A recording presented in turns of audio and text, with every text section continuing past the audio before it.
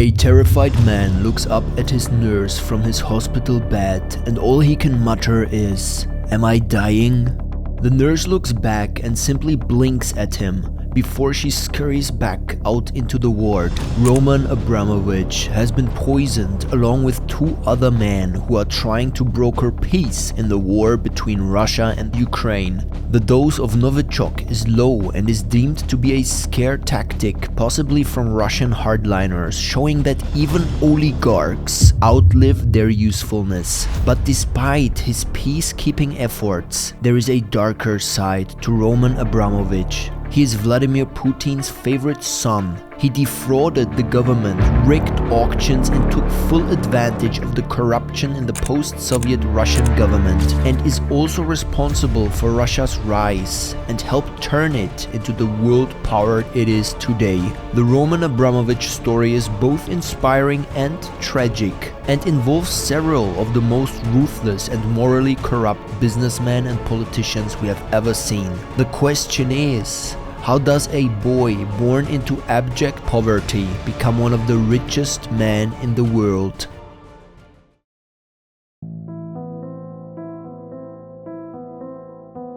Tragedy was a constant companion for Roman Abramovich, a dark shadow always within reach. Against the backdrop of Siberia's brutal wilderness, Abramovich is born to Jewish refugees fighting for survival. His early years are marked with death and despair. He loses his mother due to a blood disorder. His father dies tragically only 3 years later. Consumed by sorrow, Roman is forced to live with his uncle. Despite the many hardships, he refuses to let his circumstances define him. He dreams of a better life beyond the confines of Siberia and vows never to return. So he picks up the few possessions he has and joins the army. It is here where he will get his first taste of entrepreneurship, his first taste of power, the thing we so urgently crave on this channel, and he will do whatever it takes, even if it means breaking the law. Breaking the law is one way to get oligarch wealth, but another option that has been becoming more and more attractive is a tech career. Salaries in tech are going through the roof, and it's even possible to break into some roles without having a university degree. That's why I was so happy to come across Course Careers and hook you brethren up. If you want to start a high-paying career in the technology industry but don't have previous experience or a degree, then Course Careers is here to help. All you need to do is go through their online course where you learn everything required to actually do the job. Then they help you land a position by partnering with a wide range of tech companies who are hiring from them. Check out some of their stories of people like Kyle, who went from being a 37-year-old assembly line worker in Indiana pressing buttons with no degree to making over 150k in a medical technology sales career. Or Dela, who served duty in the military and didn't know what to do afterward, to making over 100k as a cybersecurity tech sales rep working fully remote. Go to coursecareers.com, link in the bio, to sign up for their free introduction course where you'll learn exactly how you can start a high-paying technology career without a degree or previous experience. The USSR. It's the largest country in the world, a sixth of the world's surface.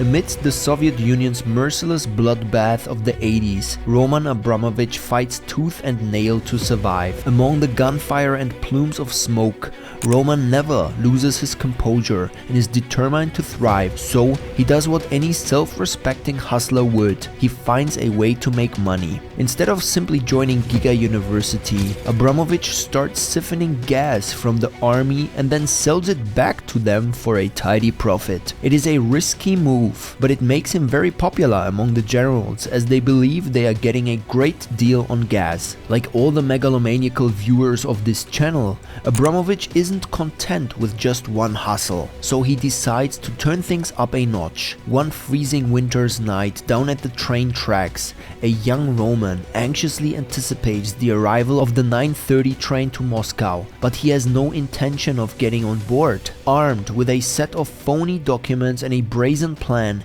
he confronts the driver and manages to divert the train to Riga, where he sells the stolen diesel in Lithuania. With the money made, Roman, along with his first wife Olga, quickly become successful traders. Cigarettes, tires, toy dolls, and rubber duckies. He's the consummate entrepreneur. Nothing can stop him. Well, as is often the case with hustlers and criminals, more success comes with more scrutiny, and Roman is arrested for his role in the theft of the diesel train. It seems like his luck has run out, but in a bizarre twist of fate, the case is thrown out, the records disappear, and Abramovich walks out a free man on a path towards billions of dollars. Get ready to witness one of the most audacious heists of all time. And no, it's not a train. Roman is about to steal from Mother Russia. It is the wild east of the 1980s. Russia is untamed, unpredictable, and only the boldest souls brave its treacherous landscape. Rife with lawlessness, anything can happen. Businessmen live with a target on their backs, and for Abramovich and many others, the daily battle for survival is as brutal as it is unforgiving. No one realizes it at the time, but this difficult period is about to change the course of Russian history forever. Good evening, and Merry Christmas to all Americans across our great country. During these last few months, you and I have witnessed one of the greatest dramas of the 20th century, the historic and revolutionary transformation of a totalitarian dictatorship, the Soviet Union, and the liberation of its peoples. Mikhail Gorbachev introduces perestroika, a bold and controversial policy aiming to modernize the Soviet Union and open it up to the rest of the world. The reforms are far-reaching, affecting everything from politics to the economy. Roman seizes the chance and invests all his rubber duck money into the burgeoning oil and transportation industries, quickly establishing himself as one of the country's most prosperous oil traders. But he's about to take things to a whole other level. It is the acquisition of Slavneft, one of Russia's largest oil companies, that will be Roman's shining moment. Far off the Russian coast, he meets the legendary oligarch Boris Berezovsky and pitches him a dastardly plan. Boris Berezovsky was a powerful oligarch who controlled key sectors of the Russian economy, including state media during the Boris Yeltsin regime. He used this control to push propaganda and manipulate public opinion in favor of Yeltsin and his allies, effectively securing their grip on power. The pair are going to rig an auction to buy the state oil company for a fraction of what it's worth and build it up to become the biggest oil company in the world. Boris uses his connections, and through sheer government corruption and strategic bribery, they acquire Slavneft for a fraction of its real value. That's 100x within a decade, and all at the expense of the state. The move catapults Roman into the upper echelons of Russia's wealthiest and most influential man. However, for Roman, it was never about the money. For him, making a difference to his country has always been the mission. Just kidding, of course it's about the money. And when you have the money, next comes the power. From a very young age, Abramovich betrayed a very high level of ambition, and he combined it with great personal charm and emotional intelligence. What people say about him. As the new millennium dawns on Russia, a leader emerges from the ashes of the hammer and sickle empire, Vladimir Putin.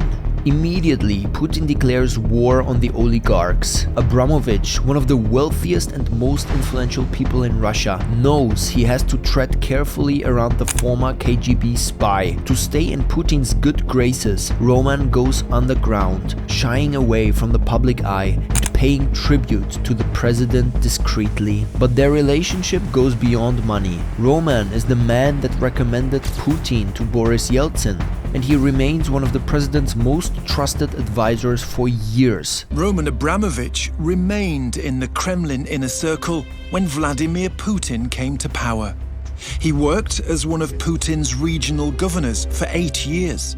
Putin treats Roman like a favorite son, and Roman doesn't shy away from using his immense influence to support Putin's goals, even if it means taking bigger and bigger risks. One such instance arose when Roman set his sights on acquiring Slavneft, a major Russian oil company. Despite stiff competition from the Chinese, who are offering double the money of everyone else, Roman hatches a bold plan. On the day of the company auction, the Chinese negotiator is taken hostage until the auction is finished, with no other bidders in sight. Roman wins and acquires Slavneft at a bargain bin price. Once again, Roman's gamble pays off handsomely, cementing his reputation as one of Russia's most powerful and savvy businessmen. But with great power comes even greater responsibility. Roman knows that he has to stay on Putin's good side to safeguard his empire. Through the years, Roman remained a staunch supporter of Putin and his government, even as Russia grappled with new challenges and threats, until it became too much and the pair had to distance themselves, in the public eye at least. In 2003, the billionaire magnate did something that shocked the world. He buys Chelsea Football Club, one of the most iconic teams of English football. Critics are skeptical, wondering where the money is coming from and whether his relationship with Putin should be raising any red flags. But Roman proves all the doubters wrong once again. With his deep pockets and deeper passion for the sport, he pours millions into the team, bringing them back to their former glory by winning every trophy under the sun. Mr. Abramovich, pay and don't speak. Fans adore him and the cash he is so generously loaning the club, and soon he is hailed as a hero in the football world. But fame comes at a cost, and Roman is soon embroiled in a high-profile lawsuit brought by someone he could never have imagined, his former mentor and business partner, Boris Berezovsky. The case brings to light Roman's past in Russia and reveals that he had built his fortune entirely through fraud and corruption. But now that Roman lives in London, Russian law doesn't apply. The case is thrown out and he emerges victorious. I'm amazed what happened today. I surprised completely, and particularly because Lady Gloucester took responsibility to rewrite Russian history. Boris Berezovsky, Roman's former mentor, is found to have hanged himself at his London home not long after losing the case. Despite the revelations about Roman's past, he remains a beloved figure in Stamford Bridge for years to come. It is here his wealth and celebrity make him an irresistible magnet for the city's elite, and he is no longer just a mysterious billionaire hiding from potential fraud and corruption charges. His crimes are finally out in the open, and nobody could care less. Things are finally looking good for Roman Abramovich. That is, until the unthinkable.